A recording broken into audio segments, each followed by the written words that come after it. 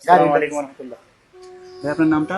আমার নাম হচ্ছে সাইফুল আলী আসগর, ব্রাহ্মণবাড়িয়া সদর থানা।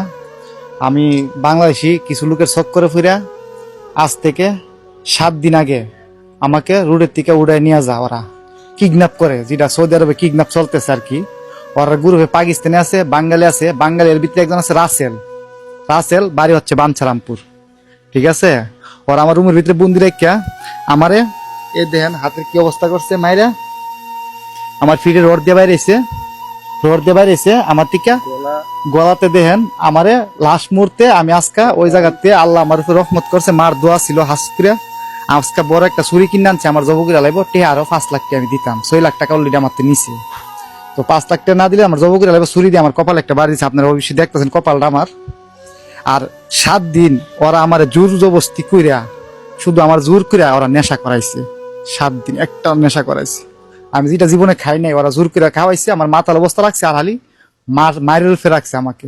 আচ্ছা, আপনার রাখছে কোন জায়গায়? আমাকে রাখছিল মালাজ। মালাজের মালাজ হারার সাথে, হ্যাঁ মালাজ আমি চিনি। এমনকি আমি পলাই দিক আসার কারণে ওরা আমার পিছনে আবার 2-3 গাড়ি ঘুরতেছে, আমার আবার উড়াই নিব।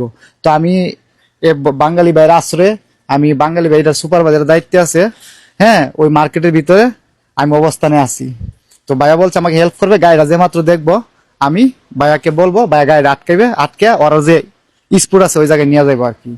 ওই জায়গাতে আরো বাঙালি বহুত ভাইয়ারা আটকে রাখছে, বহুত বড় বড় ব্যবসায়িকরা আটকে রাখছে, বহুত ভালো ভালো লোকের আটকে রাখছে।